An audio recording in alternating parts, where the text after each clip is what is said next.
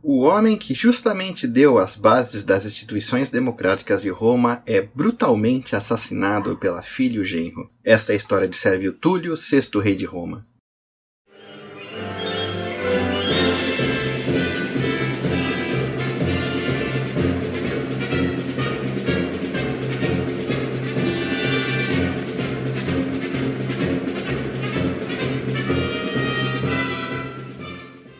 O sexto rei de Roma foi Sérvio Túlio. Sérvio é um nome etrusco, mas porque Sérvio lembra servo, muitas vezes até na lenda se passou a ideia de que Sérvio era um escravo. Então ao rei Sérvio Túlio é atribuída a formação das assembleias populares de votação, que eles chamam de comícios, porque o nome em latim é comitia. No caso, comitia centuriata, comitia populi tributa. Tradução mais próxima é comício, mas hoje em dia o comício mudou, né? Em Roma o comício era para eleição. Hoje em dia aqui em português o comício é uma reunião eleitoral de correligionários para mostrar força e apoio a um candidato. Em Roma, nos comícios, havia as duas coisas. Tanto o candidato ia lá e se expunha a plataforma dele, como havia a votação. A palavra branco, em português, é uma das poucas palavras que vem da língua gótica. Os godos invadiram a Península Ibérica e formaram o grande estado gótico, tanto em Portugal e Espanha. Algumas poucas palavras da língua gótica foram para o português, né? Já que os godos se romanizaram e passaram a falar latim. A palavra em latim para branco é cândido. E os candidatos, eles iam com toga totalmente branca para o fórum, não iam com toga colorida, nem com toga com símbolos como a toga trabeia, a toga pretexto, a toga laticlávia, para a nobreza e para os magistrados. Então o cara ia todo de branco pro fórum, porque ele era candidato, então daí veio o nome, candidato, o que está embranquecido. Então o candidato ia de branco, o candidato era embranquecido, esse nome embranquecido passou pro latim candidato, né? Ou embranquecido virou sinônimo realmente de quem estava concorrendo, e hoje em dia no português candidato perdeu-se totalmente a questão da cândida, né? Branco, né? Hoje em dia se usa cândida aqui em São Paulo para designar alvejante, mas em latim cândida é branco. Então os nossos candidatos, né, não vêm esse de branco, muito pelo contrário. A maioria dos candidatos são bem vermelhos, né? Então, e bem sujos também. Então, o cara alvo, branco, puro, morreu lá na República Romana.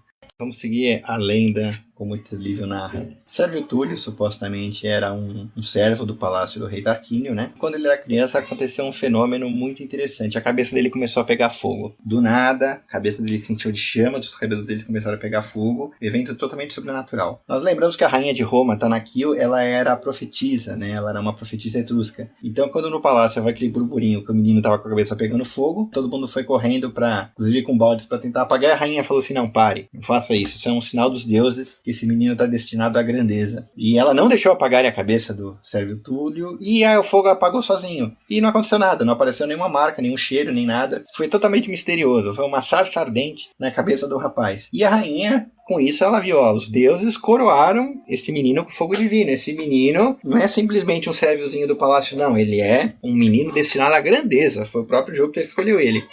Então, conforme o Tarquínio Prisco já estava envelhecido e o Sérvio Túlio crescia, era um cara muito bom e bastante experiente, bastante experiência no palácio, né? Tanaquil convenceu o marido a casar a filha deles com ele, de forma que, sendo o genro, ia ter a legitimidade para poder se tornar o futuro rei de Roma. Não sei por quais motivos, suposto filho do Tarquínio II, não se tornou rei nesse momento. A melhor explicação é que ou ele era muito criança, ou ele não era filho do Tarquínio, ele era neto, né? Mais tarde o Tarquínio II vai depor o Sérvio Túlio e vai virar rei. O rei de Roma seria pela sucessão, então, Sérvio Túlio, escolhido pelo rei Tarquínio. Repara que não houve eleições. Então a dinastia etrusca tinha sempre assassinatos e não havia eleição. Então, ou seja, você vê realmente que Roma já estava, não mais aquela monarquia republicana, mas já uma coisa mais autocrática, né? Talvez refletindo a dominação etrusca sobre Roma. Como sabemos, o rei Tarquínio I foi assassinado. Houve uma conspiração feita pelos filhos do Anco Márcio que deram uma machada na cabeça do rei. O rei foi levado até o palácio, exangue, morrendo, né? A rainha mandou fechar o palácio inteiro e o rei morreu, mas ela não deixou ninguém saber que o rei morreu. Então ela fez o seguinte acordo com o Sérvio Túlio: você vai ser o próximo rei, tá? Você é o nosso genro, a nossa filha vai ser a rainha, mas por enquanto vamos preparar a sucessão, vamos dizer que o rei está se recuperando e você vai ser o regente.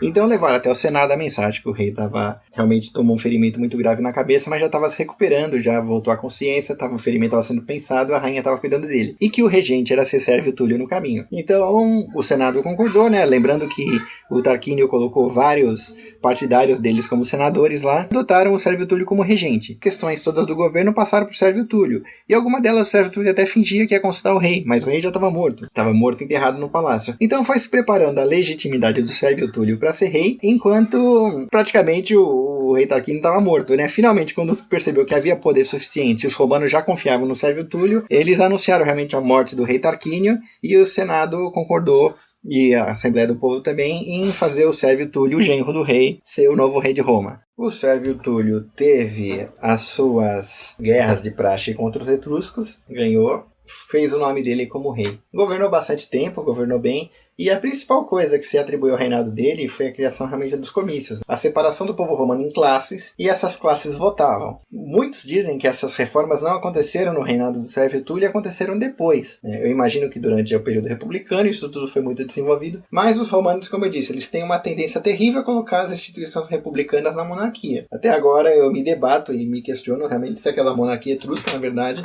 não foi um período realmente de governo mais forte e tirânico em Roma, e que foi apagado da história. Mas se atribuiu ao Sérvio Túlio essa divisão do povo em centúrias. A centúria era uma unidade militar do exército romano e a votação por centúrias. E também tem a votação por tribos. Mas o Tito Livio se concentra mais na questão da votação por centúria. Os romanos eles tinham 3 tipos de eleições populares. 4, para ser exato. A comitia curiata, que era o comício dos anciões do rei, o comício dos litores, que na verdade se tornou ritualística, ela só teve importância nessa época monárquica mesmo, entendeu? Cada família escolhia um litor para participar por ela, quando havia uma escolha de cônsul, de algum magistrado, e lá eles referendavam, pro forma. A comitia populi tributa, a comício de tribos do povo, onde era o povo dividido por tribos, onde era mais ou menos por região geográfica e ligação familiar, gentes, né? Família, gens, né? A gens é uma reunião de grandes famílias, de pequenas famílias atomísticas em volta. Havia a comitia centuriata. A comitia centuriata era a mais importante, que elegia todos os cargos do império, que era o quê? Basicamente uma reunião do exército. O exército romano se reunia. Cada cidadão romano ele era atribuído uma centúria, que era um pelotão. Quem governava a centúria, quem comandava a centúria era o centurião, nome famoso, né? Centurião. As centúrias começavam a votar. Conforme dessa maioria, parava a eleição. Então as eleições para cônsul e pretor eram pela centúria. As votações para edil e questor era para a comitia populi tributa. E finalmente havia a terceira eleição, que era o plebiscito, que era a comitia plebis, ou seja, a reunião das tribos plebeias. Só os plebeus se reuniam, os plebeus eram a maioria de Roma, e votavam em edil da plebe, tribuno da plebe, e tinha poder de passar leis. Ou seja, os plebeus ficaram tão fortes em Roma, a votação do povo sem os patrícios tinha o condão de passar uma lei com o mesmo poder da comitia centuriato da comitia populi tributa. É importante ressaltar o seguinte: essas 3 assembleias, eu já estou tirando fora a comitia curiata, porque a comitia curiata era religiosa pro forma só. Essas 3 assembleias, elas tinham o poder de passar leis. Então você poderia propor uma lei direto pro povo romano, e o povo romano votava. Aí você escolhia de que forma você queria a eleição. No final da República, praticamente era plebiscito. Plebiscito você tem até hoje, entendeu? E os patrícios, eles precisavam dos plebeus do exército, e os patrícios também tinham todo o poder no Senado romano. Não que os plebeus não pudessem entrar no Senado romano, mas os patrícios eram de famílias tradicionais do Senado. Então os patrícios exerciam o poder deles no Senado romano, e os plebeus na Assembleia. E era muito difícil realmente você chegar na Assembleia com alguma coisa e passar, porque era a reunião de todo mundo. Então, apesar de todo esse poder, a plebiscito não era tão onipotente quanto parece, entendeu? Esses 3 tipos de eleição havia em Roma. Tanto na Grécia e em Roma, você ia para a guerra, você se alistava ou era obrigado também a ir, as armas eram suas. Então você comprava a sua espada, você comprava seu cavalo, você comprava a sua couraça. Obviamente os ricos iam de cavalo, com armadura completa, de bronze, com lance, espada bonitinha. Os plebeus iam com lancinho, com foice. E os romanos eles faziam o seguinte: o Estado romano passou a dar armadura de espada, né? Passou a dar o glade, a armadura. A loriga de couro, loriga segmentada, loriga de escamas, mais ou menos no período imperial. Na época republicana, eles usavam o escudo redondo, que era da época grega, né? Na época imperial usava aquele escudo quadrado famoso. Então o Estado romano pagava as armas para os soldados pobres. Mas era uma questão de honra você ir lá e pagar suas armas. Então, as tropas de elite na antiguidade eram dos cidadãos mais ricos. Por serem tropas de elite, eram as primeiras centúrias a votar. Então a democracia romana era meio que censitária. A primeira centúria era dos cidadãos mais ricos, porque era a centúria de elite, caras que melhor se vestiam para a batalha. Depois, em ordem, para a segunda centúria, centúria praticamente era formada dos patrícios, os que eram ricos, que tinham cavalo, tinham armadura, tinham escudo. Depois entrava na centúria dos cavaleiros. Os cavaleiros é meio que classe média romana de comerciantes, né? Os cavaleiros tinham dinheiro para comprar o cavalo deles, que nem os patrícios. Aí votavam eles, depois finalmente votava o proletário, né? O que eles chamam, né? O que só podia fazer prole. Ou seja, aquelas últimas centúrias que praticamente iam para a batalha com ancinho foice, que o Estado romano tinha que dar o armamento para eles. O que para Roma era um ótimo negócio, porque Roma vencia as guerras com isso. Foi excelente o Estado romano pagar para dar armadura para os soldados. Hoje em dia a gente considera absurdo, né? Você entra no exército, supostamente o Estado tem que dar suas armas e armaduras. Mas na antiguidade não, cada um pagava o seu. Então a democracia em Roma era meio que em termos, porque não era uma democracia igualitária, era uma democracia censitária. Quando as primeiras centúrias votavam e elas já formavam maioria, as últimas não eram chamadas. Mas, tecnicamente, o povo foi chamado todo para votar. Também não podemos reclamar. Hoje em dia, por exemplo, nós vivemos numa suposta democracia igualitária no Brasil, mas nós sabemos que o crivo para chegar em candidatos faz com que esse igualitarismo não sirva para nada, porque é muito difícil você virar candidato. Que adianta todo mundo votar igual e você ter um grande apoio popular e você não conseguir partido, ser rejeitado em alguma ação judicial, você ter os problemas das urnas eletrônicas são apuráveis. Em Roma não, as centúrias votavam, todo mundo via, todo mundo contava o voto ali, era um voto por centúria. Os votos nas primeiras centúrias, como havia menos gente, valiam mais. Então na primeira centúria era o quê? Meia dúzia que votavam. Já na última centúria era milhares de cidadãos votavam. E aquilo ali tudo pesava um voto só. Hoje em dia a gente tem um voto igualitário, mas a gente vê realmente que a democracia no sentido de governo do povo não havia. Nós não podemos dizer que Roma era uma democracia. Os antigos não consideravam Roma uma democracia, porque lembra que o símbolo de Roma era SPQR, Senatus Populusque Romanum, povo e senado de Roma. Ou seja, os romanos tinham bem claro que era um governo combinado da oligarquia com o povo romano, né? Oligarquia no senado e o povo romano junto. Mesmo a democracia em Atenas, né, era a democracia em oposição ao governo oligárquico. Em Roma não, o governo oligárquico e o governo democrático meio que deram as mãos. Os próprios antigos, dentre eles Políbio, dizem, lendo a divisão de governos entre Aristóteles e Platão, que Roma combinava os três tipos de governo, né? Platão coloca os três tipos de governo como monarquia, aristocracia e democracia. Aristóteles resume mais ainda governo de poucos, governo de muitos. Democracia versus oligarquia. Aristóteles resume mais ainda. E o Políbio diz o seguinte, o governo romano é misto, por isso que o governo romano é bom e conquistou o mundo, né? O governo romano, ele tinha monarquia nos magistrados, ele tinha oligarquia no senado e tinha democracia no comício. O governo romano era muito forte, que ele reunia o melhor dos três governos de Platão. Agora, quando eu digo que a democracia em Roma se dava na reunião do exército, não era muito diferente em Atenas. Em Atenas também o povo votava reunido no exército. Até que foi uma votação